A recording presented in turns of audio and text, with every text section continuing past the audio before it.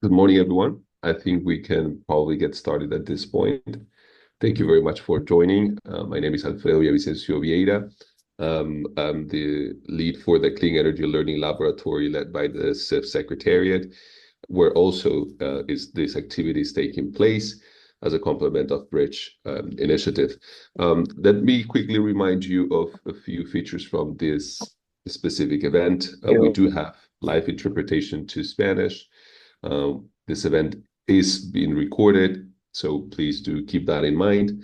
We will be sharing the recording as well after the event in the website of the event. We would like to kindly ask you to please add at the end of your name in Zoom, if you could, in parentheses, either your country or your institution. And we do expect this session to be highly participatory. We have around 15 to 20 minutes questions and answer sessions in order to allow you to interact with the speakers in the best way possible and for you to get the best experience from it. Having said that, please kindly allow me to introduce you to Marushini Selvakumar, who will be moderating today's session. She's a monitoring and evaluation specialist for the CIF Secretariat. Maru, over to you. Thank you, Alfredo. Good morning, good afternoon, and good evening to everyone. Thank you for joining today at CIF's GHG emissions modeling clinic or academy. The clinic is structured as 4 different sessions over 2 days.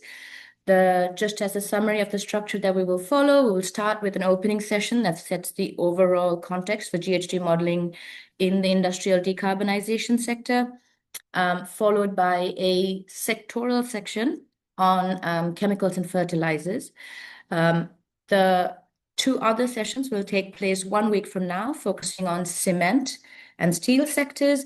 The selection of sectors is based on the priorities at the global level, but also within our partner countries, and as identified within the Industrial Decarbonization Program that the CIF just launched.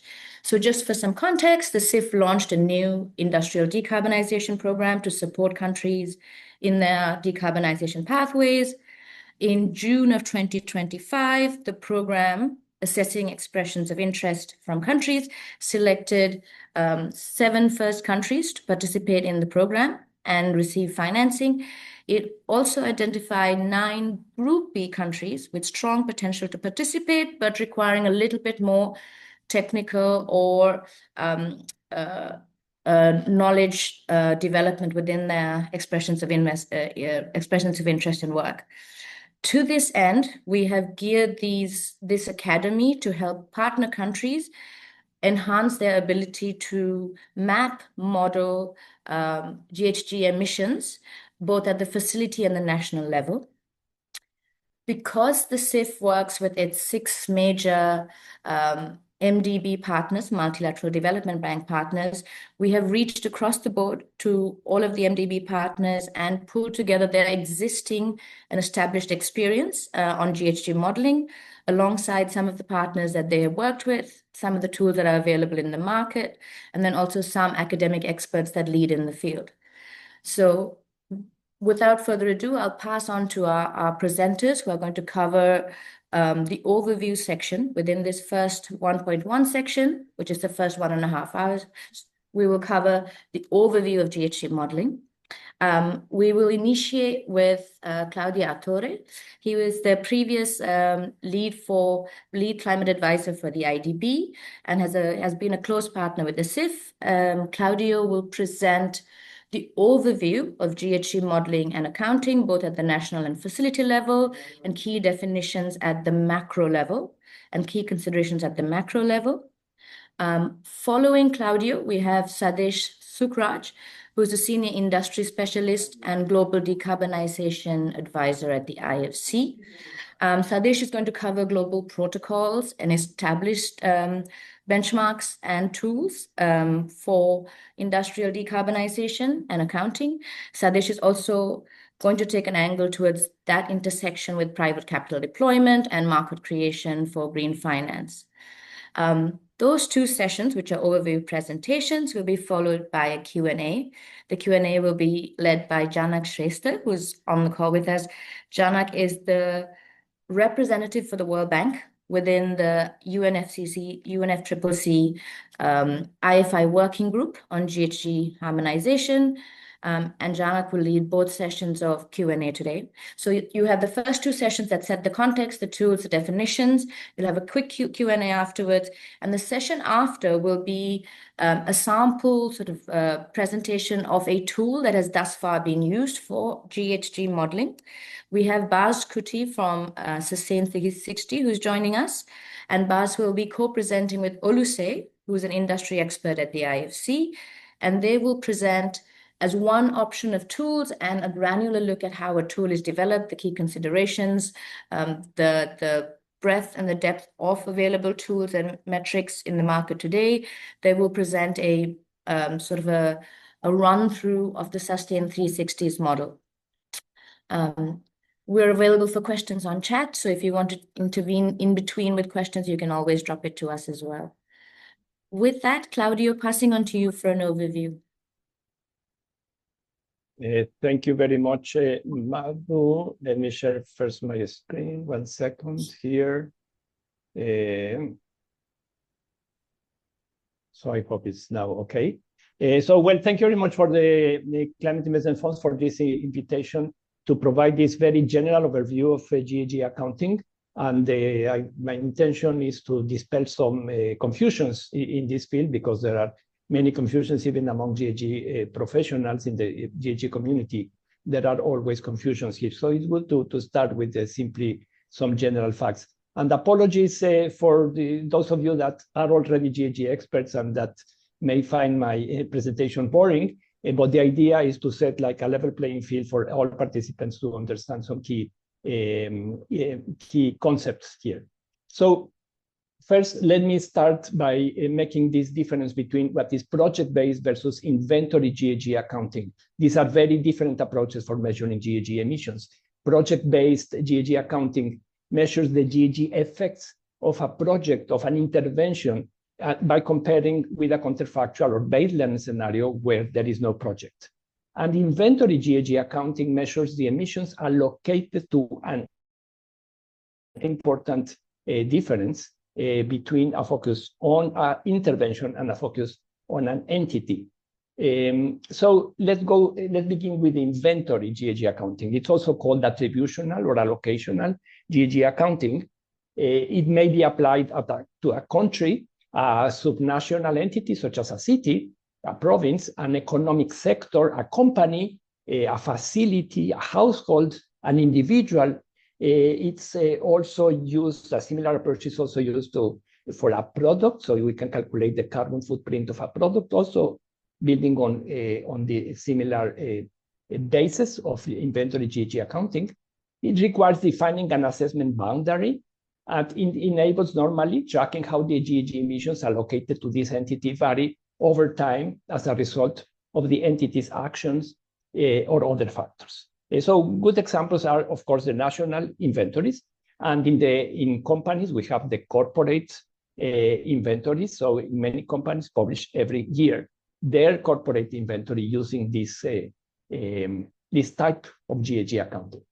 It can be used to measure past emissions. Normally, when we are talking about national or corporate GHG emissions, it refers to the previous year emissions. But it can be also used as a planning tool to project future emissions. For example, when we prepare a long-term decarbonization strategy for a country or a company, we will also be projecting what would be the inventory emissions of this entity over the next years or decades. So this is inventory GHG accounting. And project-based GHG accounting, also called intervention-based accounting, or sometimes also called consequential GHG accounting. This one delivers an amount of relative GHG emissions per year, or perhaps relative emissions during the lifetime of a project. And here, I will go more I will show you some examples of project-based GHG accounting. For the moment, I would like to stress that there is a tension here between how to do that in a practical way and how to do that in a very robust way. So there is a tension here. And why is this important? Because making a robust GHG accounting, such as such as the one needed when selling carbon credits to a market. In this case, you need to do a very robust assessment of what is the amount of avoided emissions, but this is also very expensive. It requires a lot of human financial resources to do this assessment. And on the other hand, we have many simplified approaches, which are the approaches normally used by multilateral development banks. We are not selling avoided emissions in any market, but we simply want to assess the expected avoided emissions of a project that is in approval process, for example. And in this case, we will be using a more practical approach. It will not be as robust, so it will be simplified. It will not be as expensive, but it will be, of course, because it's not as robust, subject to more like subjectivity. For example, in terms of deciding what is the counterfactual scenario, the one we are comparing the project with. So let me leave you with this idea of this tension without going into further detail. Now, let me mention some examples of project-based GHG accounting. So the first one is what we call marginal abatement cost curves, which were prepared because they are no longer used very often, but in the past, they were, like 20 years ago, they were a very important tool for planning mitigation, climate change mitigation operations. They enable assessing what's the cost effectiveness, that means dollar per ton of CO2 equivalent, of different interventions to guide policymaking. So for example, the graph that you see here in the right, you will see a MAC curve where the width of each bar represents the amount of tons that every intervention can avoid. And in the y-axis, you see what are the costs or benefits per ton of each intervention. So the curve starts at the left with interventions that provide windfall benefits. That means that you have benefits. It doesn't cost anything to avoid emissions. And on the right, you have interventions that that have a cost. So this is the idea, that you look at different interventions and that you compare how much they cost or how many benefits they deliver in economic terms, and then you can use them to see if I want to reduce X number of tons, then what's the most cost-effective way of doing that? That's MAC curve, and I will go back to them in a moment. Another example of the use of project-based GHG accounting is the one we do in banks such as multilateral development banks. We use this kind of GHG accounting to estimate ex ante or also ex post after the project, the results of a project financed by us. And the final example is the one I mentioned about the carbon markets. So carbon markets, either regulated or voluntary, they all require using this kind of methodologies to estimate the avoided emissions delivered by a specific intervention. So I would like here to mention the limitations of project-based GHG accounting, especially in today's context. Projects, and the main limitation is that project-based GHG accounting presumes that the effects of an individual project can be isolated, because the idea is that you have an intervention, and then you want to see how many tons of CO2 this intervention avoids. So in some cases, this is very easy. For example, you replace one technology by other. You replace a natural gas power plant by a solar plant that delivers the same amount of electricity. So it's very easy because then you can calculate very easily what's the amount of emissions that this particular intervention is reducing. However, the problem is that in many cases, a project leads to a change in the way a system works. And isolating these GHG effects at system level becomes more difficult, or in some cases impossible. So examples, for example, battery storage is an example. When you include battery storage in an electricity system, the impact of this system is like systemic, because you change the way the electricity system operates, and it becomes very difficult or impossible to try to assess, okay, how many tons of CO2 is this particular battery storage project avoiding, because it's a systemic impact. Or another example, a training program for workers where the impact is so indirect that it would be a bit crazy to to say that a training program is reducing X amount of tons of CO2 per year, right? So because of this idea in particular because of these limitations of project-based, there is a kind of transition to follow more like a system-level approach rather than focusing only on the project. So for example, when we see how governments or companies are planning their interventions, I mentioned before the MAC curve, and nowadays it's becoming more and more frequent to, rather than focusing on the MAC curves, we look at in the individual operations to have like a systemic view of planning, where you, and in the right, you can see an example for the Costa Rica decarbonization plan, where you see the country as a whole, as a system, and then you see how it's going to evolve over time if the country takes a set of interventions, and then you make a systemic assessment of the effects of this set of interventions. And also in the climate investment funds, as a reflection of this shift in view, if you see the rules, in particular of the CIF as a whole, there is an increased focus on what we call the systemic impact of projects. So every time there is an increased focus on the transformation impact, rather than like the narrower view of what's about the GHG emissions of this particular project. So the CIFs are increasingly interested in what's the systemic impact of this intervention, rather than simply looking at them as isolated interventions with avoided emissions as a result. So let's now go to the IDP, the Industrial Decarbonization Program, because this session is about the IDP. So the IDP is interested in GHG accounting at two different levels. So first at the national level, because since the climate investment funds as a whole, they have this programmatic approach. So they are not simply, the CIF are not simply funding specific projects, but they are interested in the national level or in the sector level picture. And they have national investment plans. So this is the programmatic approach of the CIF. And in fact, and for this reason, if you see the Industrial Decarbonization Program, it seeks to that countries assess the industrial GHG emissions following this inventory approach and plan for future transformations, for example, through long-term system-level modeling. So here the CIF is different to other funds that may simply look at the project as individual thing, and they may simply say, okay, I just want to see how many tons of CO2 you are avoiding. I don't care about the national picture. The CIF do care about this because they have this programmatic approach, right? So it's at the basis of the CIF to have this national level or sector level perspective.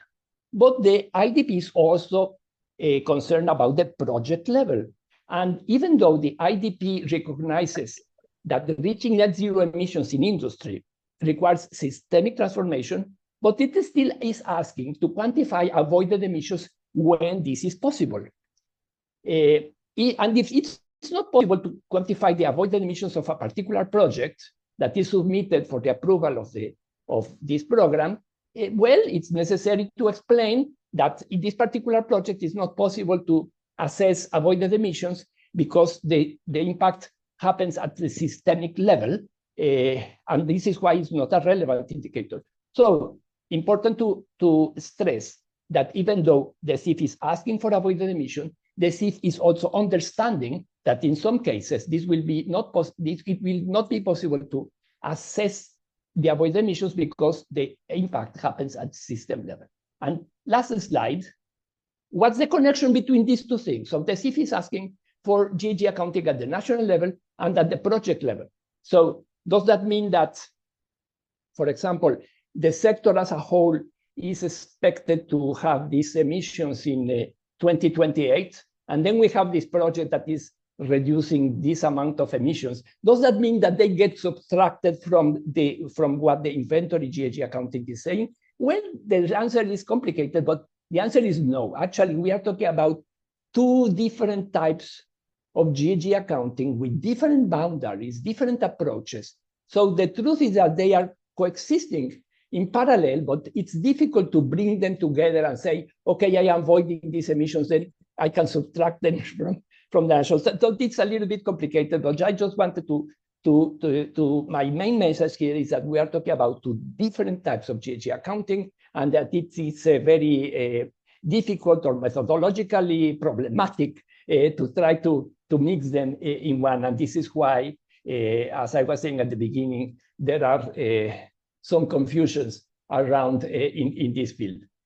So yes, let me finish here. I hope that I was within my time. Thank you, Madam. Thank you, Claudio. That's very helpful also. Thank you for setting it within the frame of the industry program. Claudio, as you mentioned, indeed, SIF measures for all of the projects under implementation, GHG emissions reductions or avoidance, wherever possible for that project or sector.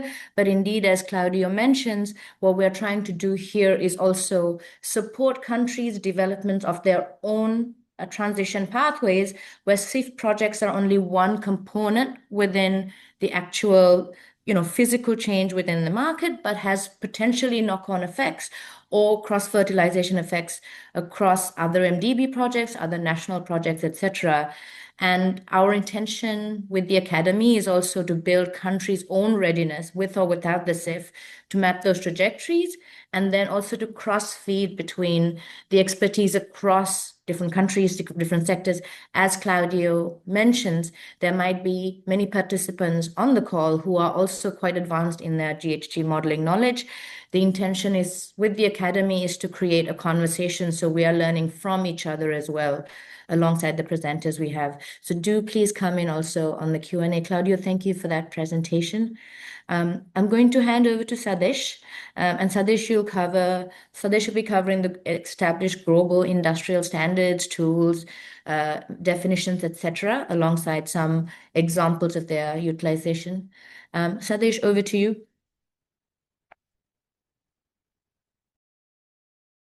Good morning, good afternoon, everyone. I trust you can hear me and hopefully see the presentation. So I'm going to flip through some slides, but Claudio has covered several of the key topics. So if I don't speak in particular to the slide, don't get worried about it. I want to try and give you some practical examples of things that we've experienced and encountered over the last few years.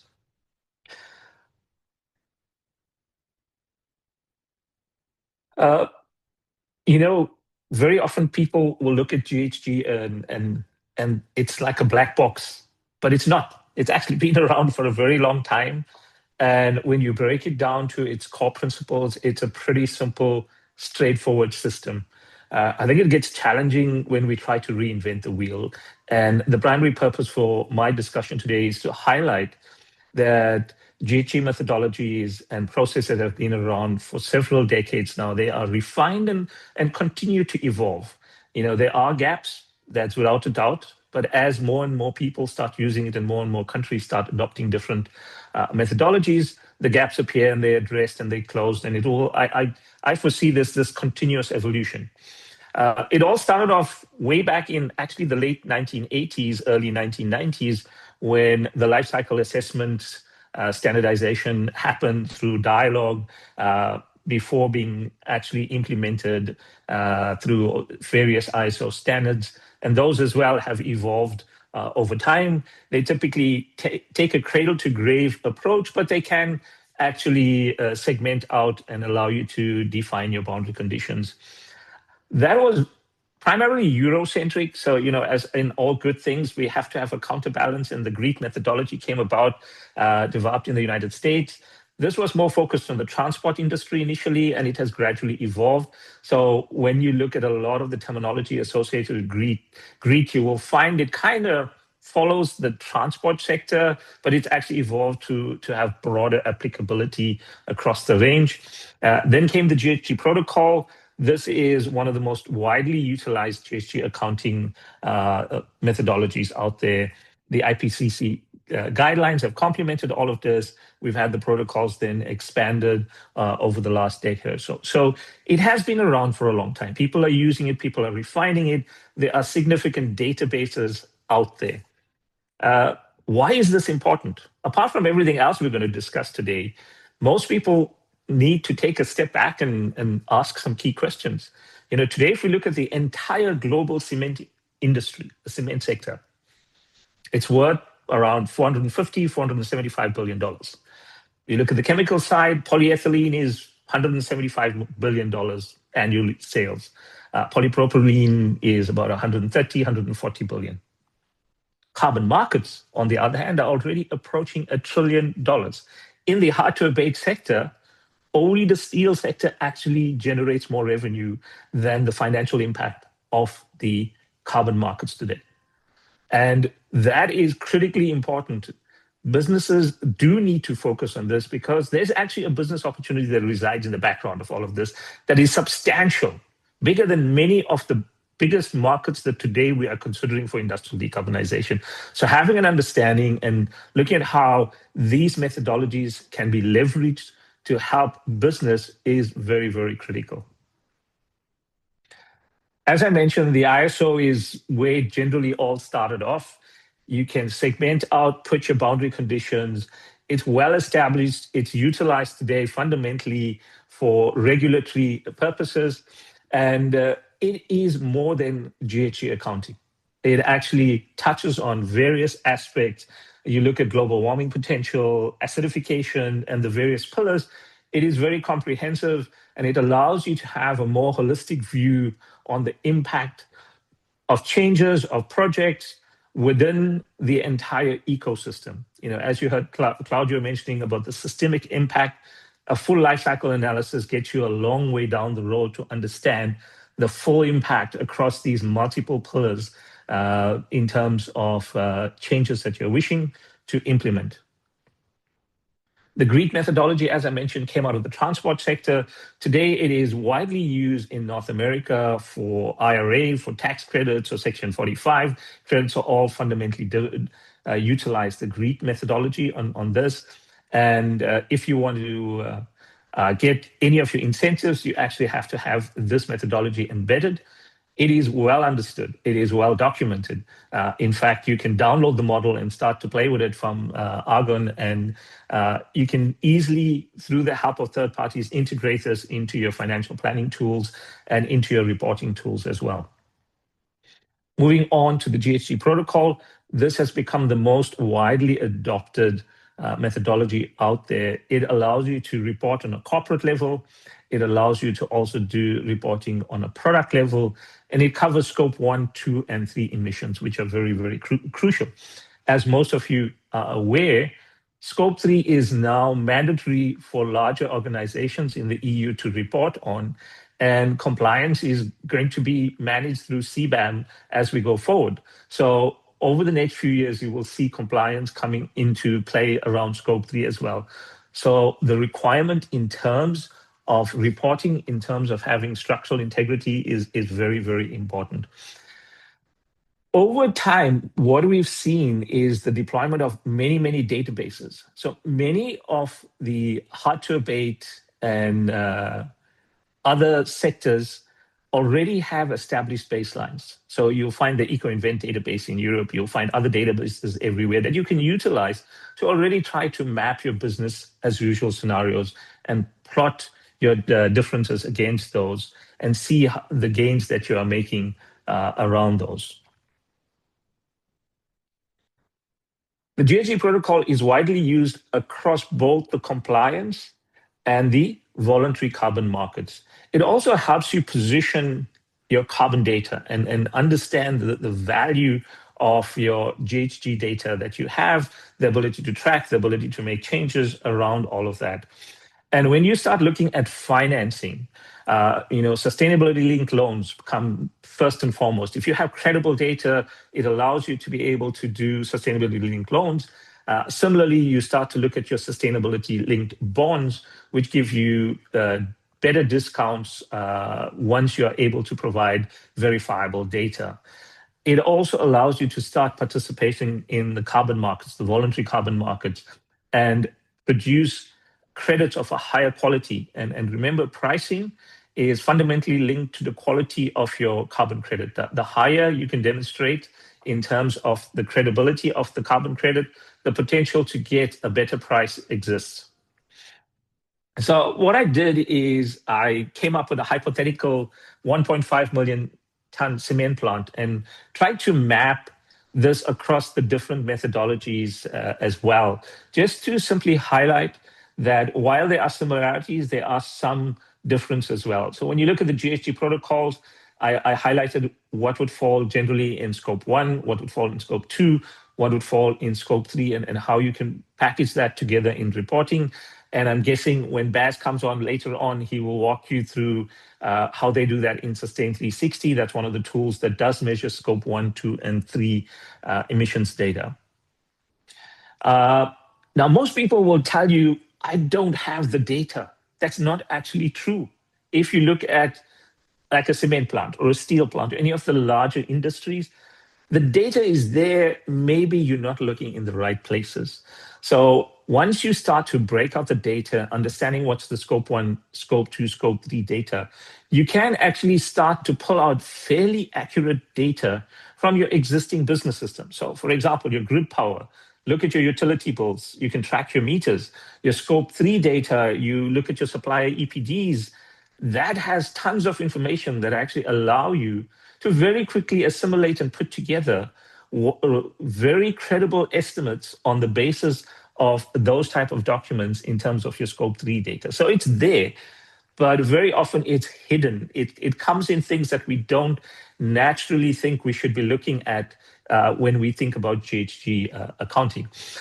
We worked on a project in Brazil where once we worked through the fuel invoices, that client actually realized they had been incorrectly reporting the impact of emissions on fuel because they were looking at the trucks that they had in the yard and what they thought the emissions were. And when we analyzed the fuel bills, we got a totally different result. And they were able to pick up the inefficiencies in the system that they had at that point. So there's a lot of data embedded in your business systems that will actually help you understand the carbon intensity associated with your product line. I'll skip this because I have a slide later on. I wanted to highlight the way GHG protocol and the ISO series would look at the same cement plant. While they're both trying to get to an end state, they have different objectives. And as I said, your GHG protocol is looking at scope 1, 2, and 3. Your ISO lifecycle analysis is looking at a very much different, broader set of data. And they address and verify in different ways. And it's important to keep that in the back of your mind. More important is to understand that there are already bodies out there and companies out there who can actually do the development and help you design your monitoring programs, do the accreditation and the verification as well. And as you go through these, as I mentioned earlier on, if you find that there's situations in your business that are not addressed by the current set of regulations, you become part of the process of improving and iterating these methodologies to actually make them more broader and all-encompassing.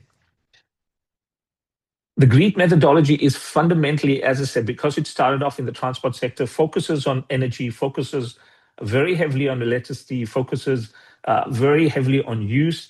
It does take a life cycle based view on things. And this is why when you look at things like sustainable aviation fuel, very often people will use GREET methodology because it's a lot easier. There's a lot more robustness in the model in terms of getting full life cycle analysis data from the fuel sector. It also allows you within the North American context to actually monetize across different regimes for carbon credits. So if you look from a compliance perspective, if you have a surplus using, again, the same cement, 1.5 million ton cement facility, if you have 100,000 unit surplus, there are markets in the United States where that will potentially earn you about 3.5 million revenue. You can actually, through carbon capture, get your carbon intensity GREET score. A 20% capture rate generates about $25 billion of tax credits. You can go into the voluntary market. A lot of hard-to-abate sectors are doing small-scale direct air capture, which actually you can convert into revenue once you ensure that your certificates are accredited and are refined. And again, in the North American context, it allows you access into your Buy Clean program as well. So there are financial benefits by deploying this and utilizing this tool, and it's able to give you a whole range of different outcomes that allow you to access a broad range of tools, financial benefits. When we compare across these three methodologies, that's the purpose of this slide, to highlight that there are some fundamental differences and the way they look at things.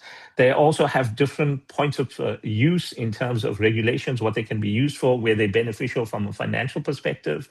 And I try to highlight your typical type of data that you can access without relying fundamentally on monitoring data. And obviously, having monitoring data improves the quality of your credits that you start to claim. Then we move on to the compliance markets. The biggest of all is obviously the EU ETS. It's a cap and trade program. Japan is got the ETS program as well, which functions on a baseline credit mechanism. China has a background trading scheme. It's not one that's out in the public domain. It's very much like how CBAM was done first on a trial basis. India introduced regulations towards the end of last year, and they are putting into place their trading scheme. South Africa introduced legislation in 2019 for carbon taxes. They are already on phase 2. Brazil is in the process of implementing emissions trading as well. I also highlighted California as an example where a state has fundamentally implemented a system to drive carbon that allows you to do the cap and trade program as well. So these are more compliance markets. They come with defined allowances. They also come with clear definitions on how the calculations are done and the impact that they will have on the various businesses.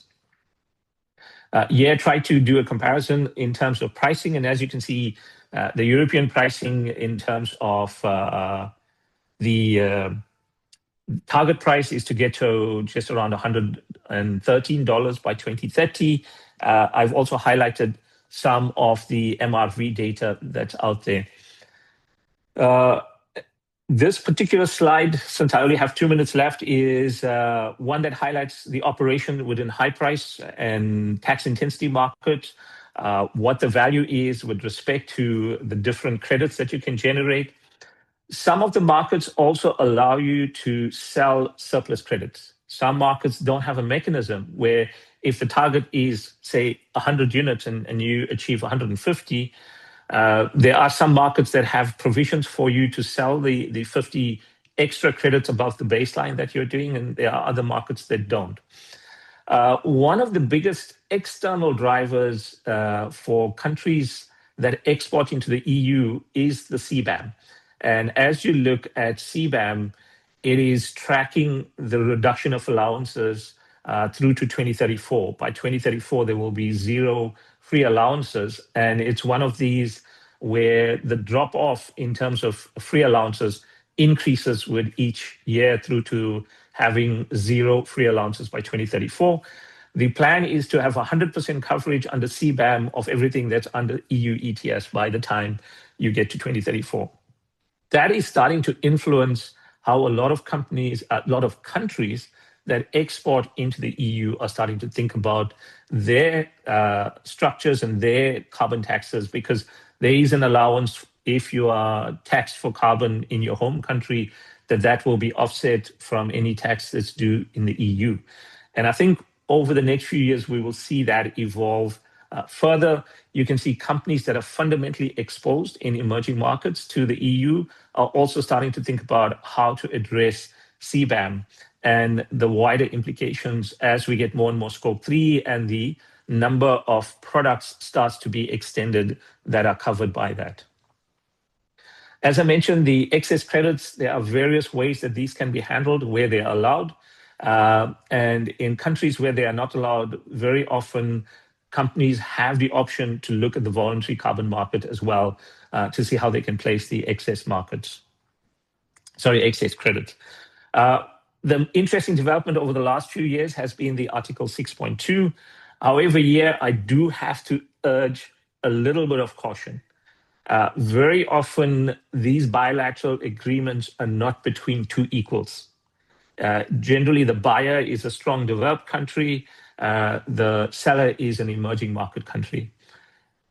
I would recommend that there is a very clear understanding from the selling country on what the MAC curve for CO2 mitigation looks like. Understand what portion of your CO2 reduction sits in the money part of the MAC curve, and what portion of your CO2 reduction against your NDC sits in that will require financial support. So we need to be careful. We don't sell under Article 6.2, start selling the cheap credits that are easy to mitigate in emerging markets and then leave the emerging markets the burden of trying to mitigate expensive credits later on without having the proper support around them. So it's very important when we start looking at Article 6.2 that we understand the full NDC implication and the cost structure, what the MAC curve looks like to achieve the NDC of the selected country. And I think with that, since I'm running out of my time, stop with the last slide that highlights that there are new schemes coming on stream very regularly. Turkey is now piloting their ETS. Several other emerging markets are now introducing trading schemes or carbon market schemes. And we expect to see this increasing, and the size of the carbon market will start to increase. Fundamentally, the methodologies exist to help establish baselines against which companies and countries can measure the impact of projects, the impact of changes that are being proposed and that are being financed, and how that will influence. I think one of the other key aspects associated with carbon pricing and the carbon markets is that it actually starts to highlight the difference between financial cost and economic cost. Very often, the producer is only concerned with the financial cost of producing a product to their gate and generating a profit around that. The external costs associated with the production and the impact in the environment is covered in the economic cost, which the taxpayer ultimately pays for, but is never visible. By having these various protocols and methodologies in place, we start to understand what the economic cost of producing a product is versus what the financial cost of producing the product. And I think it's very important to bear that in mind, because it does help shape the conversation more from an economic total cost to country perspective, rather than a singular project cost of product, where the producer is only looking at their costs and the government is then fundamentally responsible to pay all the external costs associated. With that, let me stop since I've run out of time. Thank you very much for listening to me. Thank you, Sadesh. The content is, of course, extremely salient. The establishment of an enabling environment and a policy architecture for industrial decarbonization is a core impact area or a core outcome area for the CIF. So is the establishment of potential green capital markets or access to green capital markets. For those on the call from a country level, if you want to get more information from Sadesh or ourselves about what was presented, we can link you with Sadesh as well for more content on country specificities. Janak, I'm going to hand over to you for Q&A based on the last two sessions. Janak is our counterparty within the IFI working group, technical working group on GHGs, and has been working closely with us on these sessions. Janak, over to you. Thank you, Madhu. And hi, everyone. So I think we have around 10, 12 minutes for questions, right? So feel free to raise your hands and then ask questions. This is a great opportunity when we have experts around. Right. So I think maybe a quick, I just want to summarize. Thank you so much, Claudia and Sadesh, right? So Claudia has shared with us the kind of perspectives of what are the different accounting methodologies currently in the markets, and then confusions around. And then Sadesh rightly pointed out, the purpose of, using different methodologies for different purposes. Different jurisdictions require, different rigor. So whether it is for, generating credits or only for corporate reporting, but I think the key message is when you do GHG accounting, I think it's a great opportunity to, gather data information, right, which are readily available, but it's only systematically present with some sort of verification, make it more credible, and that will hit many of the dividends, right? So corporate reporting tap for the carbon market opportunities, etc., etc. Right. So in any case, right, what we cannot measure, we cannot manage. That's the key aspects on GHG accounting. Right. If you can measure it, so how rigor you want to measure depends on your need and how you link with the at the national level, and how you bring that as an asset for your financial terms, and also on the economic terms for the country level. So these are the different puzzles how you bring together, and then meet the dividends, right? So as required by different jurisdictions, when you are you are complying against CIF, but then you will also have lots of opportunities. So I will stop here and then open for the questions. Janak, I see Gareth from the AFDB has his hands up. So perhaps Gareth, please. Hi, Gareth. Nice to see you. Hi, yeah, great. Thank you very much indeed. Sorry, I've only been able to half listen as I've been doing other stuff, but thank you very much for the presentation. I had a couple of comments and a question. So, look, I heard a mention of $1 trillion market for carbon, and I just wanted to clarify that, or ask maybe, how much of this is domestic, and how much is actually open to the sort of the CIF countries where we're developing these kinds of projects, because I think those are two very different numbers.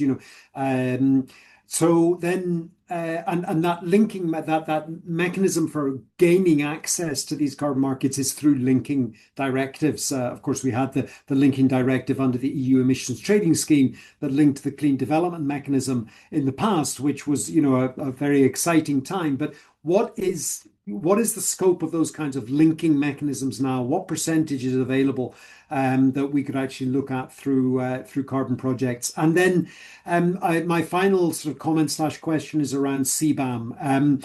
It seems to me that this is by far the most attractive source of revenues for any kind of carbon project. If you can sell a product that benefits from low carbon technologies through CBAM, then you're going to benefit to the tune of about €70 per ton, which is much more money than you get for any other kind of carbon project or instrument that we have.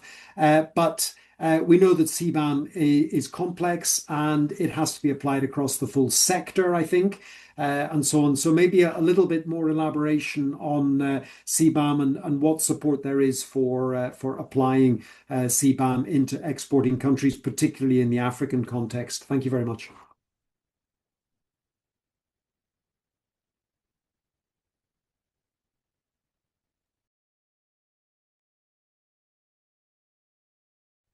So this you want to answer? Yeah, I'll go. Sorry about that. Let me start with the last one on the CBAM. That one's a lot easier. I think CBAM is well defined, and we've had this 2-year period where industries that are impacted by phase 1 have went through this process where there was no financial implication, but a learning process in terms of getting the methodology right. If the question is, are there entities that are out there that can help countries from Africa? The answer is most definitely yes. Is there an opportunity? The answer to that is yes as well.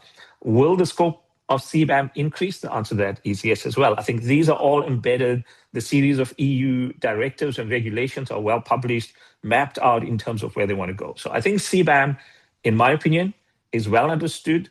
There are multiple entities out there that can assist companies from Africa and all of the emerging markets that actually have an export exposure into the EU. I think importantly, they can also help companies in emerging markets that have low carbon intensity already just because of the way the grid is set up. For example, where there's high hydropower that allows products that have a high electricity impact, that already gives them a competitive advantage because they've been producing this using this hydropower for years, and that creates an opportunity within the EU itself. The next is on the value of credits. That is fundamentally driven by several things. While CBAM is attractive for emerging markets, there may be other more attractive options. Biochar in areas where it makes sense, where the biochar is utilized for fertilizer and utilized for soil regeneration, has a much higher value. These are $120 upwards per ton when these credits are certified through the appropriate and accreditation agencies. So we have to look country specific, what makes sense, but broadly, yes, CBAM is tied to EU ETS, that has a range there. Country specific, look at what makes sense within countries. Where's the biggest bang for buck? And what are we going to do with the money, right? So let's say there's a country that has a great biochar opportunity, and I'm only using this as an example. Will the revenues from that be banked to help other industries create schemes that help decarbonization in other areas to position? Or does that profit accrue to a single entity and they generate above average type of returns? So you have to look at it within context. What's the end game? What do you want to do? What's the objective from the country? Is it a sequestration play? Is it simply a CBAM play? And then we look at the regulations in different countries on supply chain as well. That also has an impact in terms of potential pricing for that. I hope I addressed most of the aspects that you asked. If not, please, I'm happy to clarify and happy to dive deeper into any of those topics. Yeah, thank you very much, Sadis. I think I still see these are all kind of the opportunities, right? When we talk about measurement of greenhouse gas emissions, what are the opportunities that can help to tap the in terms of financial opportunities in the market. If you look at the CBAM, right, so that demands you need to show your emissions intensity based on life cycle assessment, which needs scope 1, scope 2, scope 3. So your grid is renewable, your grid is 100% renewable, that's fine. But for industry, where are these raw materials coming from, and what is your scope 1 within the facility? All these need to be accounted and demonstrate that this is emission intensity per product, right? So since you are having this information anyway in terms of generating kind of the industrial products aligned with your low carbon pathways. So what does that mean? What is the benchmark available, right, for different jurisdictions, and how you exceed for in different contexts, right? So I think these are all opportunities I would see. I think next session, which will demonstrate Sustain 360 and carbon trace, would really I think this discussion would really and I see as a foundation. And I think that will elaborate further, right? What are the opportunities, how we can model greenhouse gas emissions, taking into account different, aspects of mitigation scenarios, etc., etc. Yeah, any further questions?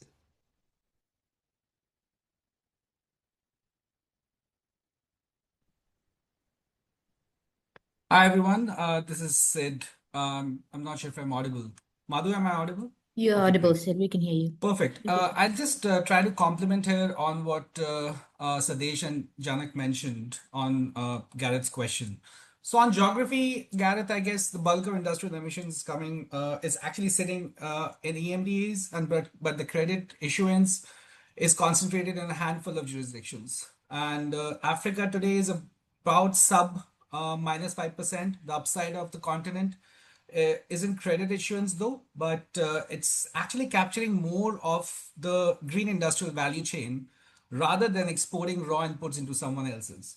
So where CIF's IDP, the Industrial Decarbonization Program, actually fits with carbon markets, it's demand side play, not the supply side. And that's another discussion we had at the International Vienna Energy and Climate Forum last month, where industrial projects rarely generate good quality, like robust quality credits. It has weak additionality, some contested baselines, and the IEA pathway already assumes the transition. And industrial decarbonization at SIF, the entire thesis, the DNA of the design document, doesn't sell into that kind of $1 trillion figure. It gets de-risked by the compliance pricing existing within the scope. And CBAM, again, it is one of the most, I would say, forthcoming problem where a lot of our Group A countries are directly exposed, including Egypt, Turkey, and others. And it's a more useful conversation. IDP can manage exposure in 4 ways, saying concessional capex into CBAM exposed assets, MRV supporting so exporters can escape the default values on embedded emissions. Also the TA for domestic carbon pricing, we cannot forget that, because CBAM credits what's paid at home, and also a demand side facility for green premium and offtake. So the SIF work we have been building so far has all these components well accounted for. One caveat I'd flag, we shouldn't position this particular program as a CBAM solution, because that's definitely it's not. We are trying to move because no country geopolitical system is similar to others. So we are trying to see how much we can save within the quick, like rapidly approaching deadline, which is the end of this year for CBAM, and see how much we can really reduce the damage, which is really forthcoming. I'll stop there. Thank you. Thank you, Sid. And yeah, Matthew, please go ahead. Yes, thanks very much, everyone. Very interesting presentation so far. My question was for Claudio, and in particular his concluding point in his presentation about the kind of distinction between the project-based GHG accounting and inventory GHG accounting. So I think it's well noted overall how these are 2 distinct methodologies, and the kind of unit of analysis is different. But I was wondering if Claudio could elaborate on the linkages between the 2, because it does strike me nonetheless that, especially in the context of a corporate or even an SME, that indeed, if an intervention is kind of targeting certain operations of that corporate, which may have a sizable impact on the inventory for that same entity, that there is a linkage between the 2. So I was trying to wrap my head around still of Claudio's point on really kind of drawing the distinction between the 2, because my understanding is that even though the methodologies are distinct, there should still be kind of almost causal pathways from one to the other, or linkages. Thanks. Yes, thank you very much, Matthew, for this question. I mean, there are lots of confusions here, and perhaps I'm bringing more confusions by putting this here. But let me give you an example. I mean, a company that is producing its corporate inventory every year, and the corporate inventory reflects all the actions this company takes that affect its own emissions within its facilities, and some of these actions that it takes in its supply chain. But the company may be taking other actions that are like outside its value chain. For example, it may be financing a project in a different country of deforestation and so on. So in this case, this is an intervention, right? So here you have a company that is producing its corporate inventory, and it also made an intervention outside its value chain. So it did some avoided emissions somewhere else. So the idea is that, okay, I can subtract all these avoided emissions from my corporate emission. And this is quite controversial, and perhaps some companies do that, but it's strictly speaking, it's not correct, because the corporate inventory follows some rules from within a boundary and within the value chain. And this kind of intervention that you are making outside your value chain, you should report them. I mean, of course, it's something that you did, but put them in an annex to your corporate inventory. Don't deduct them from your corporate inventory. So this is just an example of the type of confusions that arise from these 2 different approaches when you look at an entity and when you look at an intervention. So Yes, let me finish. There can be other examples, but let me finish with this because it's very clear. And yes, certainly there are lots of conclusions around this issue. Thank you. Yeah, thank you, Matthew, and thank you, Claudio. In the interest of time, I think we'll have opportunities, during the remaining sessions to discuss all around the methodological aspects when we are, when we'll see the presentation on the tools, and there will be an opportunity, of course, like how you set the boundary, and then for what purposes you can use the results for corporate versus project level. So how this can connect the dots, etc. Madhu, how much time do we have for Q&A? We're just about on time, Janak, to switch to Maybe Oluse we and can take session. one question from Angelica, and then we can wrap this up. Absolutely. Thank you. Good morning. I have a simple but fundamental question. When reporting and designing pathways, should emissions be accounted for on gross or net basis?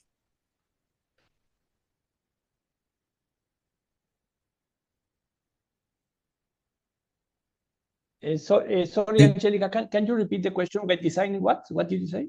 Yeah, sorry.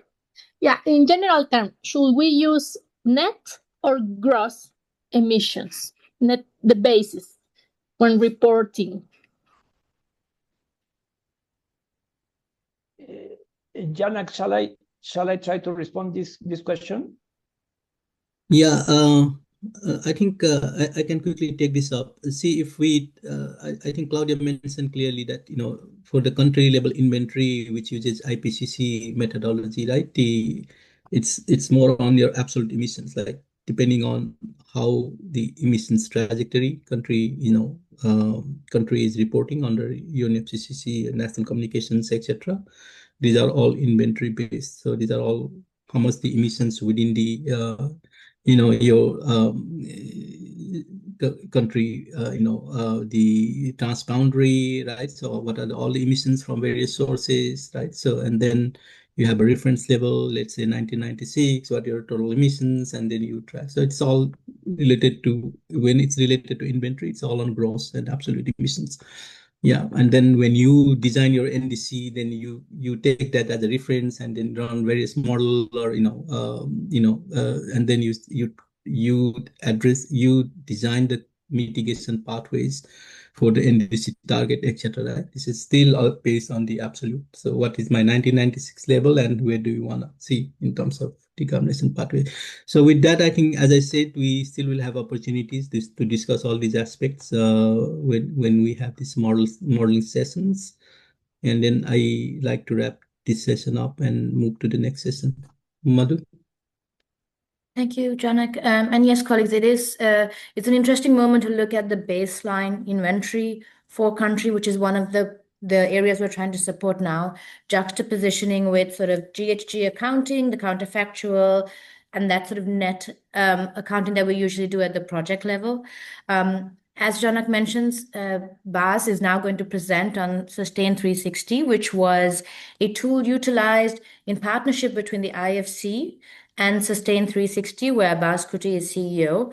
And the idea here is to provide a sample or view of the entire set of considerations that were undertaken for IFC's investments when they looked at it in cohort with Sustain 360. And I think it'll answer a lot of the questions about what parameters or variables were looked at, how they were treated, how they were weighted, etc. We will start this session with an introduction from Oluse Adeyemo. He is IFC's global lead on IFC's climate advisory platform. Oluse has done significant amount of work alongside the CIF as well on the knowledge base and the theoretical base for tools available to model GHG. So Oluse is going to give us a primer there, and then we will work with Oluse and Bas Kuti, CEO of Sustain 360, for a demonstration of the model, and we can get into deeper questions there. Say over to you.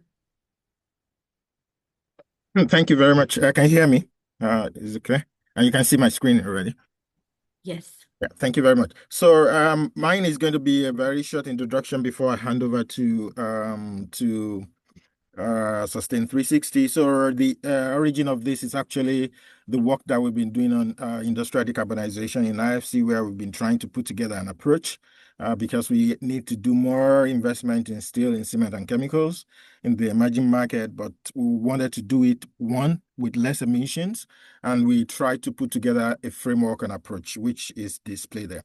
But beyond the framework and the approach that we've put together, one of the things that comes to our mind is also how do we go about to track, the impact of the investment that we are going to be making in a way that is consistent, in a way that is transparent. And we were looking for, some kind of tools. So we went into the market we defined a bit of some of the criteria that we will be looking at, which are, one, can we get a tool that will help us? And we've heard about GHG protocol, at least from 2 presentations. And also not just scope 1 and scope 2, but we also wanted to see a tool that gives up scope 3. That's one of the requirements we set. One of the other requirements is also to be able to see the impact of those projects just beyond the reduction in carbon, because we know that as we reduce carbon, sometimes there are other impact, other environmental impact that comes with the project, or whether it's on water, on land, and things like that, or even emission in other things, so that are not just carbon. So we wanted to understand those balances, and that's in that case we were looking for something that can help us with a life cycle assessment.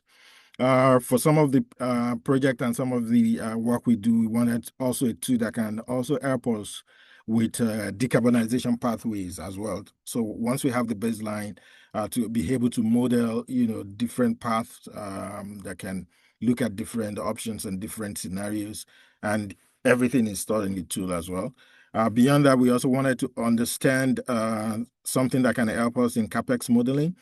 So what's the CapEx outlay for, implementing this suite of projects over the time, and also be able to aggregate everything that we're doing together in a portfolio. So from project 1 to project 2 to project 3, how can we also aggregate all of that together? And now we are in the space of AI, and something that also can, leverage the power of artificial intelligence to, give us even better utility in terms of the things that we wanted to do. So those are some of the considerations that we did put forward that we were looking at. And we went into and looked at a couple of tools. I listed some of them, from Responsible Steel, Sphera, OpenLCA, also Eurofer, and that was steel. So we looked at a couple of these things and assessed these against some of our requirement.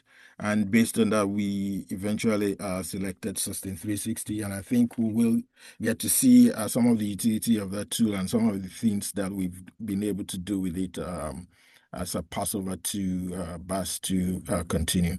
Thank you very much. Thanks. I appreciate the opportunity here. I'm Bas Cooley. I'm the founder and CEO of Sustain 360.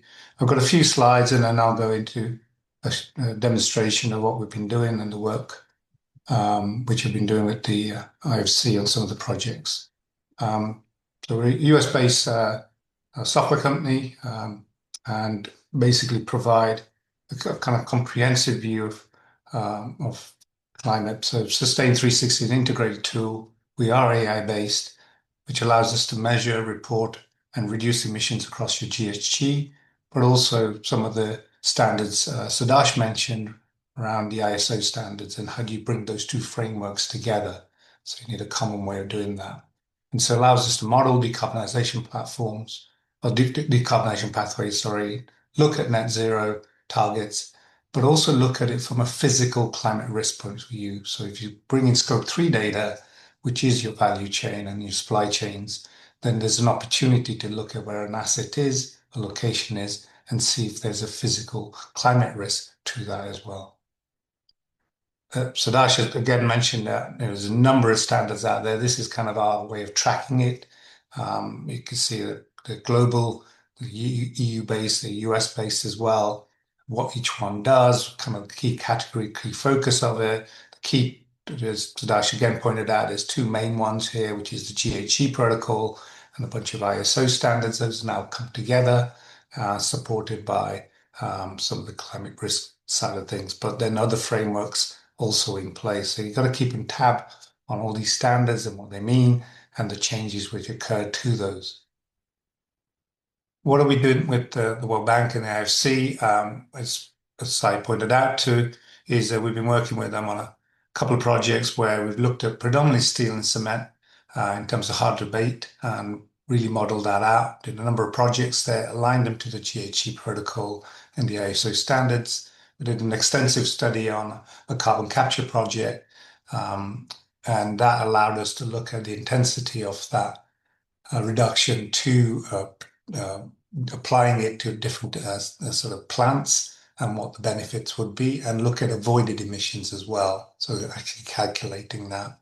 We're in the throes of working on a couple of biofuel projects and proposals, and then we've gone through an extensive evaluation and security assessment by the World Bank and have achieved ISO 27000 certification just to make sure that we are compliant to IT requirements. So what do we do on the emissions side? A bunch of standards. How do you bring those together? Is again one of our capabilities. And then there's a bunch of outcomes around reporting, life cycle modeling, but also life cycle cost modeling. It's not just about carbon, it's also looking at carbon to cost ratio. So how do we do that? Making sure the outputs which come out are to the standards required and compliant. We can also generate at the plant level, because you've got a lot of data captured, environmental product declaration sheets, and as I said, mentioned around physical climate risk. In Europe, there's this point around digital product passports. We embed a token which allows us to generate the digital product passport and also give you a tokenized report, which makes sure that everything was calculated and all the data was accurate.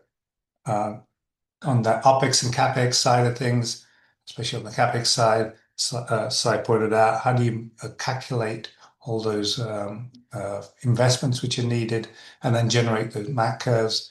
We've also done that. Then you bring all that together, and now you've got a lot of complexity. How do you model all that? How do you simulate the changes? And so AI is a pretty powerful tool for where you can take all these inputs and then the standards have been calculated at to then generate goal-driven simulations. So you can set goals and you can do that. So let me show you some of the work we've done. First thing we do is obviously baselining. The baselining can be targeted specifically around emissions, in particular carbon or other emissions like human toxicity and things like that. Also look at cost, but also look at risk. And we're looking at from 2 dimensions. We're looking at it from the ISO standard life cycle assessment perspective and GHG together.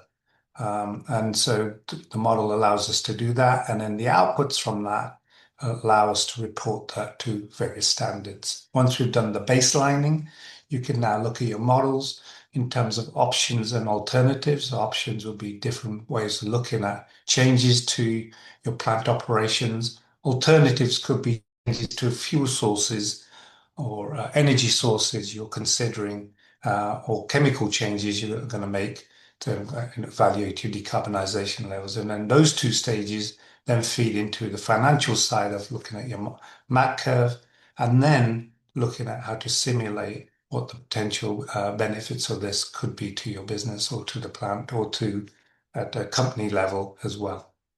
Okay, so let me quickly pivot over to the demonstration. So here I'm logged into Sustain 360. In this case, I'm logged into the portfolio view as Sai pointed out. So I'm logged in as IFC. IFC can see all the projects. So if you're at the country level and you've got multiple projects, you can be at the country level. If you're at the company level, you can look at multiple companies, projects across your enterprise. So depending on what level you're at will dictate what you can see. So at the portfolio level, you've got IFC, got a multiple number of projects here. Like all the decarbonization, all the baselines and the alternatives can be all rolled up to the IFC level if required. And then within that, you've got projects. So this is where now we're at the project level. Now the project can be an individual plant, like this one in Brazil, or it can be at the company level, where we've got this company in Turkey, and they've got multiple plants. So we've rolled up multiple plants at the company level, and at the company level, we can do their baselining, and we can also do their alternatives if needed. Okay? We can also do that at the country level. So here we're in a major plant, and they're operating across multiple countries, and we can roll that up at the country level across multiple plants this particular organization has. So the flexibility to look at a project level, as well as look at it at portfolio level, but also look at it at a country or a company level is possible.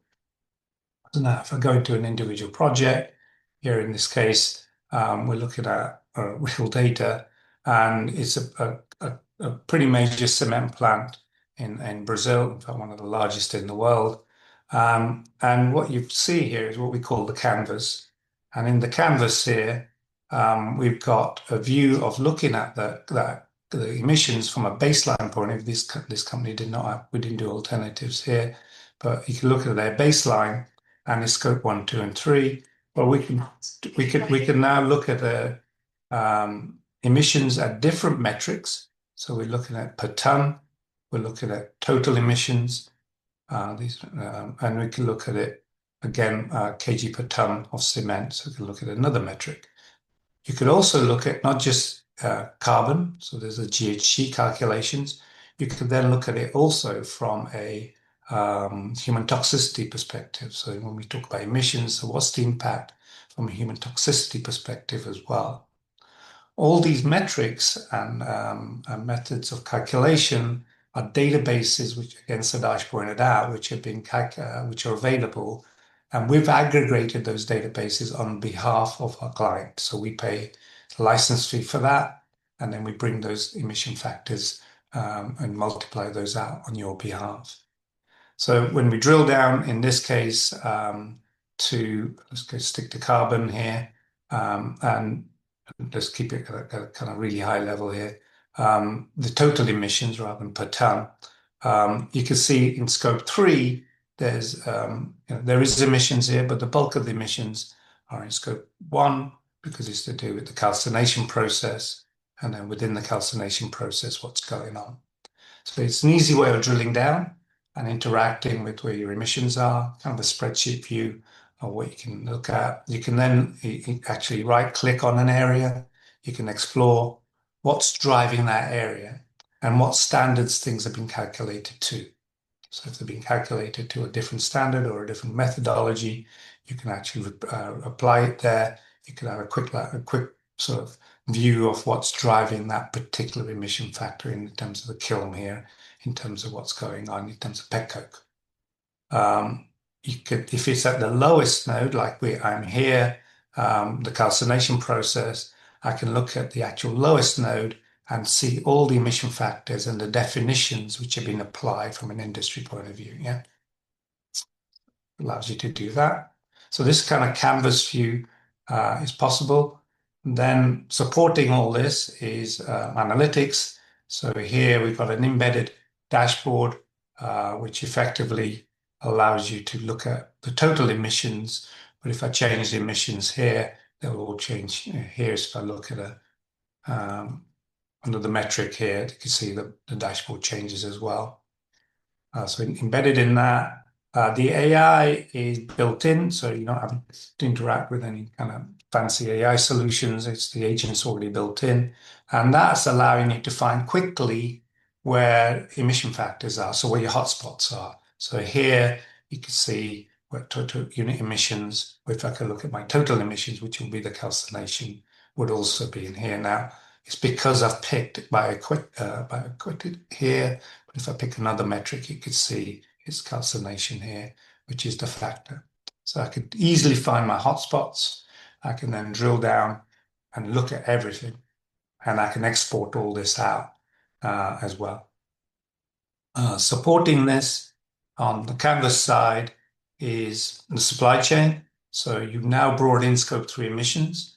I can then look at my supply chain emissions. I can look at my suppliers. I can look at the transportation methods which have been are put in place. I can look at what materials they're supplying, and I can look at the distances, the method of transportation being used on average, and the emission factors associated with that. If that area has got a climate risk, so in this case, it's because I know there is a particular climate risk associated with that location, the AI automatically knows it's within a certain distance of the risk, the physical risk, in this case, rising sea levels. So because it's next to a large body of water, it will go and look at and find the actual standard here and the impact in terms of rising temperatures, the methodology which has been used, and the standard which has been applied to show there's a potential physical risk of that particular supply location for you. So hopefully that sort of shows you that we can interact all that. If you're now looking at how you're trying to, where is my hotspots, where are my, I'm trying to interrogate my emissions, that I could just drill down into my areas and easily navigate to find where my emissions factors are at any level. So it's a nice, easy way of nice and easy user interface of doing that. If I go into my decarbonization, and just because of time, I'll just go into kind of, because there was an alternative model for petcoke here, which was, as you can see, the alternative here. We looked at petcoke and reduction of petcoke using a RDF, which is a different methods of basically reducing your emission factors, both from a carbon point of view, but from a cost point of view as well. So if I change the metric here, it's easier to see. You can do that rather than the other one. There you can see that the petcoke from a carbon point of view, and then the alternative in terms of RDF, both from a carbon and cost perspective, is possible. So you can effectively look at alternatives being considered within the project, and then they feed into waterfall. So this is taking into account all the emissions from a baseline, then saying the increase because of the alternative, but then the reduction because you're removing petcoke out with renewables or alternatives, and then the total reduction. So it builds the waterfall chart for you once the alternatives are in place. It then feeds, because we had costs in here, capex costs. So we had, if I just drill down here, we know them are years, investment cycle, the type of energy being used, capital investments being made at each level. If there are metrics we want to add, which are not in here, and you want to add user-defined metrics, and you can add user-defined metrics. And it builds, as I think Claudia pointed out, a map curve which effectively shows the reduction of each decarbonization level. And this is the width in terms of the reduction and the depth due to the investment and the carbon reduced. See that? And then you can drill down and see exactly the numbers which fed the model there. So that gives you kind of a quick tour. If you've got alternatives which you're considering, so in this case, we're considering many. So this is a project where we're looking at many reductions, many scenarios of use of this decarbonized net zero capture unit. Then we can actually look at that and say, okay, what's going on at each level in the project.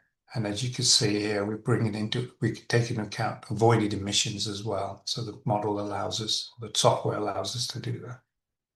And then if you've got alternatives, which were in place, as I said right at the beginning, alternatives around baseline. So you can see there's a reduction here between the two. You can then go into the reporting tool, which is here, and you can look at the plants. You can pick an individual plant or collective of plants. You can then say what I want to look at, baseline or alternative. So I can look at it from an alternative point of view.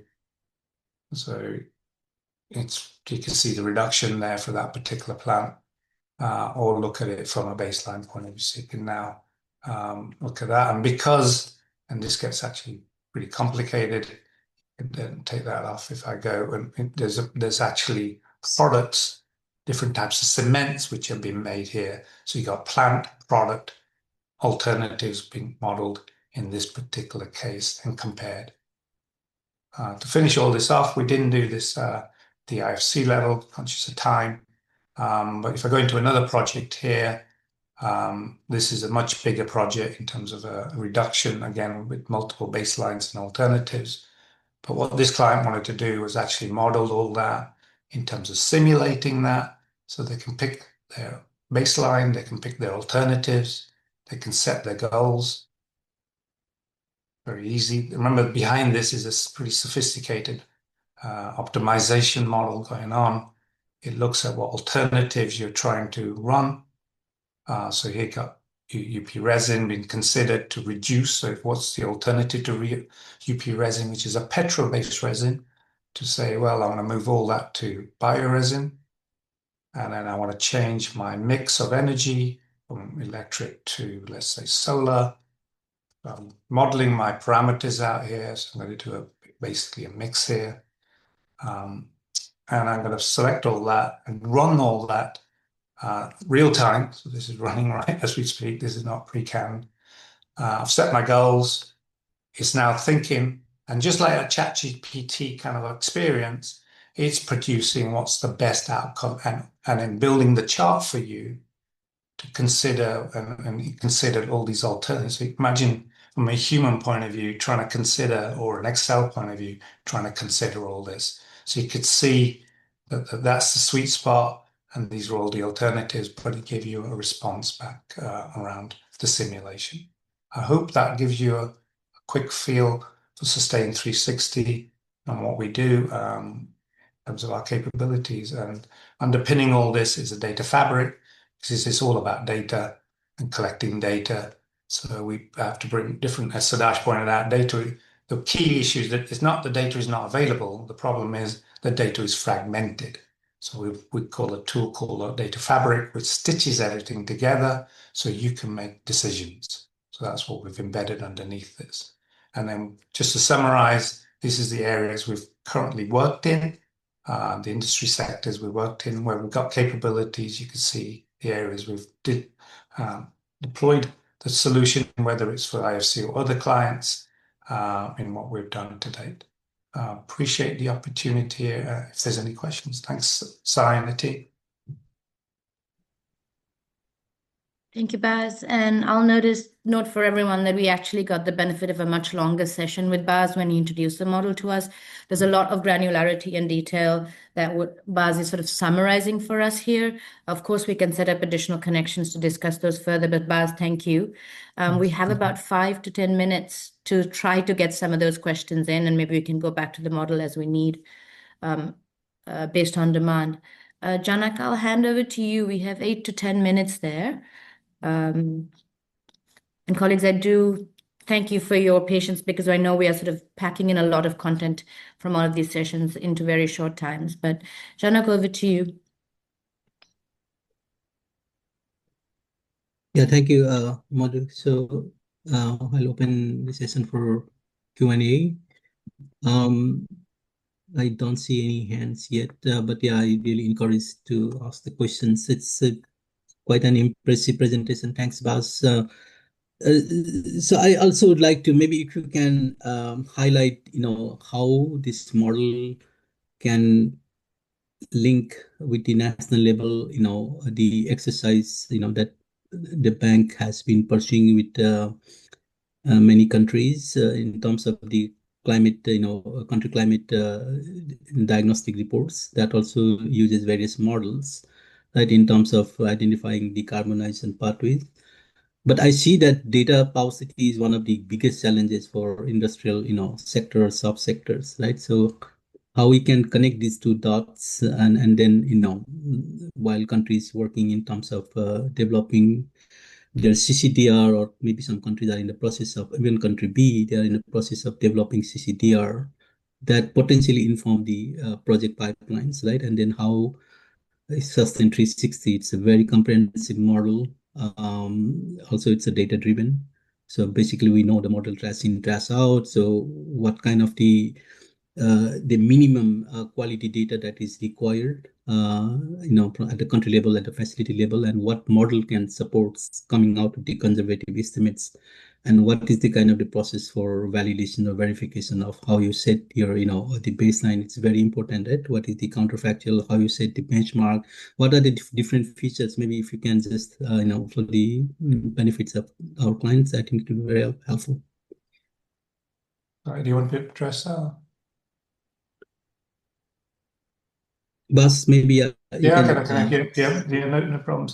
So firstly, at the national level, obviously the country or there are global models which have been created, and so these we don't play at that level. So we don't do it's a major sort of national level models. It's not that kind of area or sweet spot in what we're doing, because that's bringing about historical data and a lot of number crunching and geospatial data to go to, and satellite data to go do that. Now, what that means is that what can we do with that data? So if you've got a national inventory which has been based on a model, effectively, how can you now take that data set and apply that to what kind of Sustain 360 can do? One tier down from that is to look at hard-to-abate industries within your country. Okay, so you can look at it, so tier down and say, okay, what are the total number of cement and steel plants in my, or the major emitters, petrochemical plants in my country, and then identify those. And if you can't do that, we can do that for you as well. And then use industry averages or industry specific averages to model that out, or use baselines against a competitor, which we may have done, to say, okay, here's an approximation of what those hard-to-abate sectors are doing in my country. Yeah, so you've got a detail down, you've got a national level, you come down to an industry level view. Now you've got a portfolio view of all those assets which are producing emissions, and you can now target projects, is my view. So you've gone down another level, and you've got kind of a portfolio view of potential projects of plants which you could go and say, okay, here's an area of investigation to baseline. And that's where tools like ours can come in and say, okay, let's, as I call it, let's measure your cholesterol, your blood pressure effectively. And that's when you're getting to your second question, which is data. And now it's very straightforward. The data is there. I've worked at plant levels most of my career. You're buying energy, okay, to fuel your plant. Okay, you're buying materials to feed into that plant. You know what you're buying. Okay, so you've got your scope 1s, you've got your scope 2s, and because you know what you're buying, you know where your suppliers are. Okay, that's all you need. And it's a very straightforward template for data collection. Once you've provided that data collection template, fill that in, then an initial view of the actual emissions for that plant rather than an industry level view or competitive view can be brought up at a bottom-up level against a top-down view to give you a realistic comparison of what those industries or those plants are doing. And that can then do back up to the next level and the next level up. And now you've got a top-down and a bottoms-up view coming together. That's my thoughts on it. I hope to answer the question. Thanks, Bas. I hope this is, it's very useful. The aspects of using this model and how you couple with the, top-down and bottom-up, aspects on country level down to, project, and have meet the same target, right? Align with the mitigation, target that country has set or plan to set under the NDC, or, it's very useful. So there is a question: is the Sustain 360 site available, for free? what is the process of getting access to this tool? Okay, so we worked through IFC, worked through SAI, and if you got interest in terms of learning more about us, please drop me a note. I can put my email address in chat here, and or work directly through IFC, and we can set up a session around what we can do for the particular project as well. Okay.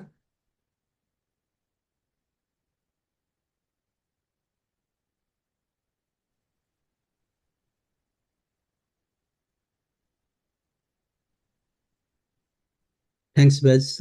Any questions from participants? Please feel free to raise your hand or drop your questions on the chat box.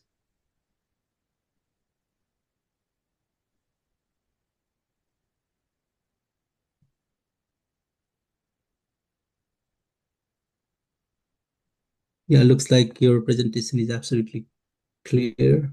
Should we move to the next session, Madhu? Absolutely, Janak. Thank you. And thank you, Baz, and thank you for all our presenters within session one. That was the overview session. Because we have not much time left, we're going to transition quite quickly into the sector-specific session on chemicals and fertilizers. I'll give us a quick overview of the structure of this session. We have a three-part session by IFC. Oluse, who presented already, is going to give us a sort of an overview map of all of the areas of carbon emissions and intensities, and potential abatement for chemicals and fertilizers. Kelly Johnson, Principal Investment Officer at the IFC and has worked for a long time on this sector, is going to give us a sample set of projects and interventions undertaken by IFC, the different technologies targeted, the tools utilized, etc.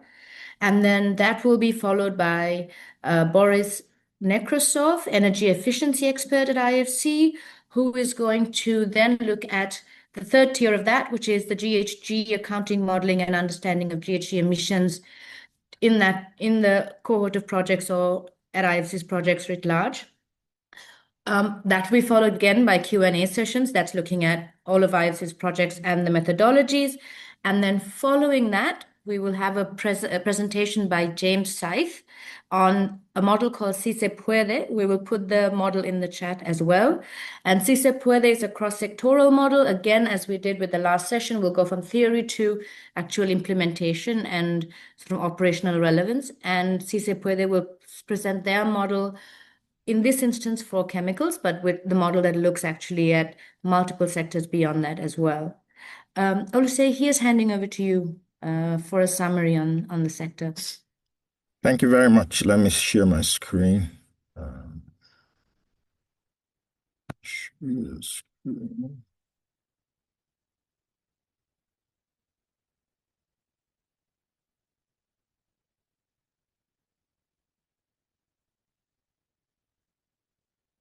Can you see my screen? Yes. Okay. So I'll quickly run us through chemicals, just to give an overview of the different decarbonization pathways, also as it relates also to some of the things around baseline and pathways. I think we've been talking about around all of this today.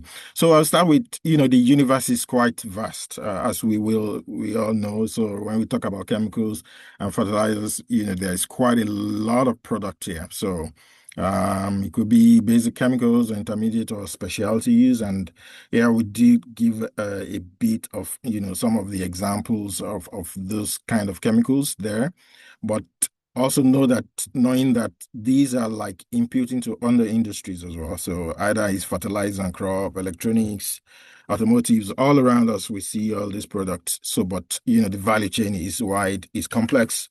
There are quite a lot of product there.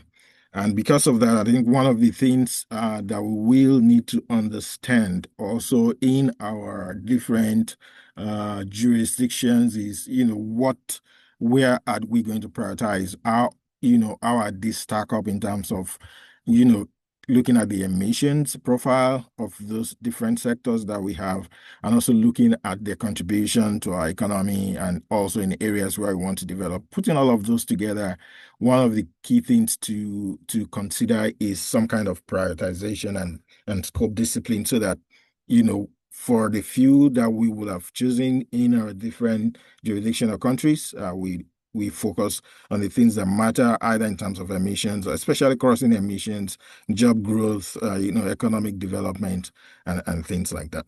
And if we look at, also we try to model this, and we see, the percentage contribution of all of these different value chains in the chemical sector.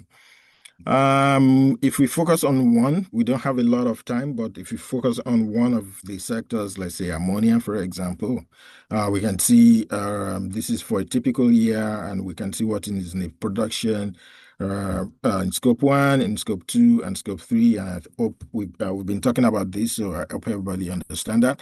But if you look at ammonia itself, if you look at the value chain, we see it's about a gigaton, 1 or 2% of total emissions, and this could be just the start point for the baselines. We've talked about scope 3. That carries quite a lot of uncertainty, especially if we look at the accuracy and associated with some of the measurement and the data availability and things like that. In scope 3, we have more uncertainty in that space. If we drill down and go to the plant, a typical plant itself is also for us to be able to understand in terms of the process flow and what is coming in from where, what are the feedstock that we're using in terms of natural gas, water and air, what are the other materials that we're using, what are the emissions in terms of combustion emissions, but also as we will note, especially for this chemical sector, we call them hard to abate because most of the emissions are in the process. But typically about two-thirds of the emission profile for a typical plant will be in the process emissions, which is, in actual the conversion and the chemistry that is happening to convert from one state to another. We should also not forget, especially if we look into the upstream value chain, we could be talking about methane emissions associated with the gas. That's also substantial because of the global warming potential of methane.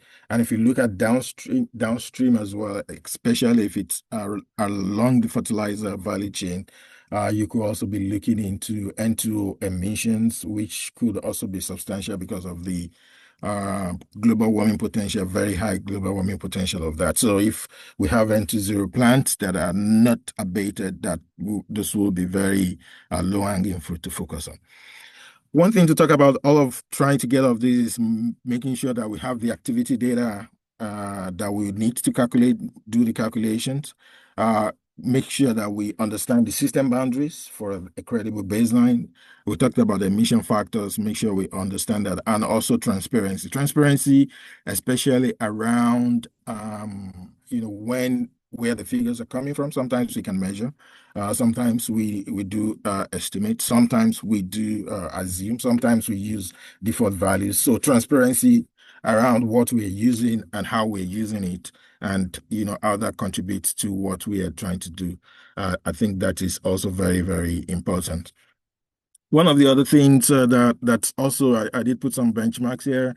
One of the other things that could be useful in the process is around benchmarking. So benchmarking kind of also helps to determine where the gaps are in terms of the process from one plant to the other, even the plant against itself, from one plant to the other, and from one country to the other. I think benchmarking is also one important element of the process. Once we have the baseline, we can benchmark.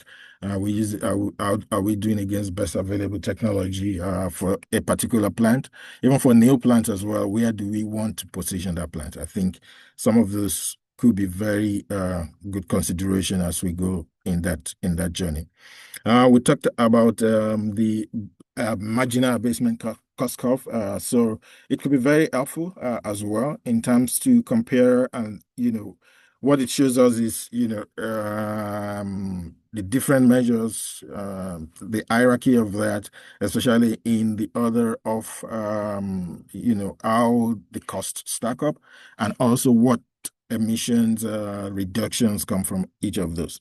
So it could help us to compare the abatement cost ranges, help us in terms of identifying the sequence, and it could also help us, especially when we are making case for concessional financing. So it can help us to see things that are in the money and things that need so much concessional financing in terms of that. But we shouldn't use it. It has its own downside as well. I think we had that earlier, but it cannot be used to define the baseline or rank projects or replace plant level. It does not replace plant level data, but some kind of analysis that helps us with prioritization, especially in terms of sequencing what we need to do one after the other, especially to demonstrate that we really need a concessionality for some of this as well.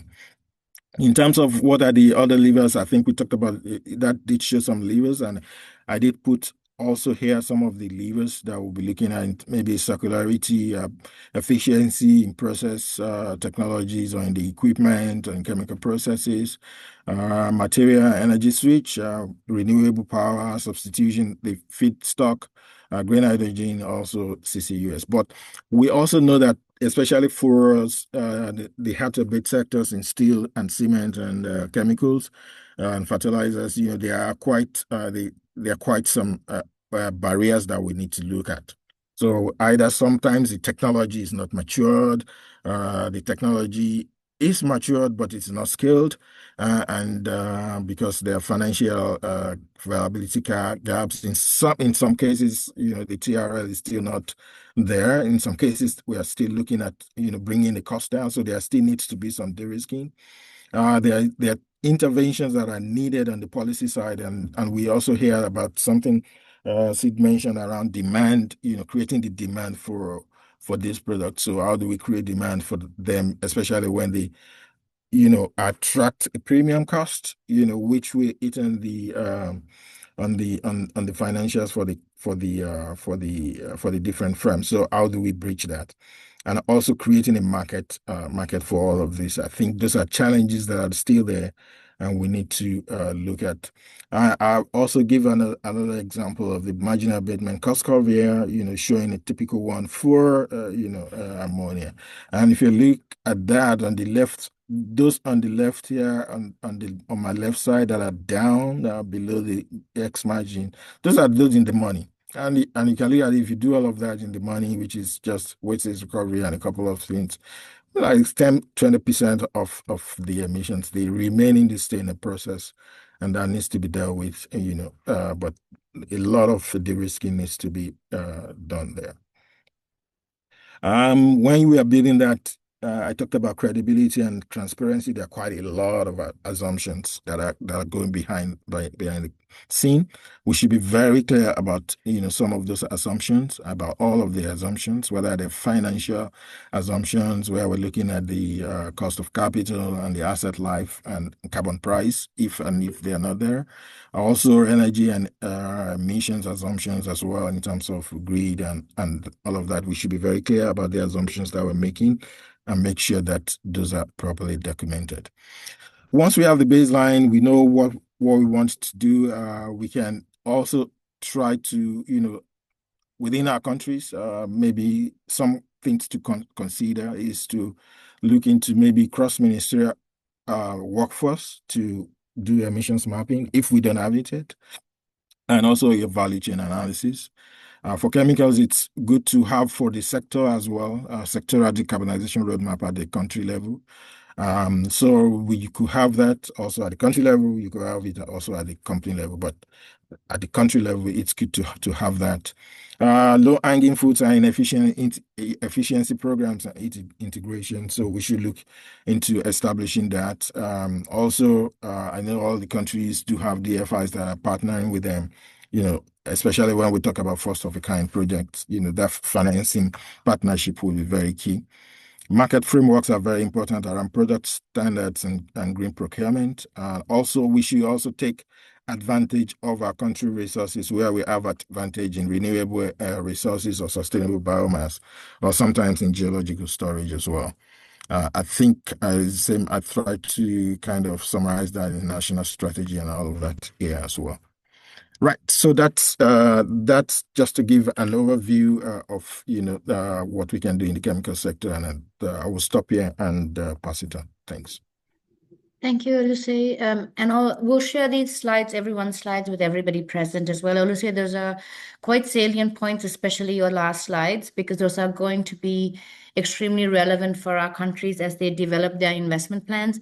And that is sort of the purpose of these workshops as well, using baseline modeling to develop national strategies and investment plans that hold water right through the end of the investment cycle. So colleagues, if you want to connect and have further discussions on this as we build out national investment plans, etc., we can relink to all of this content.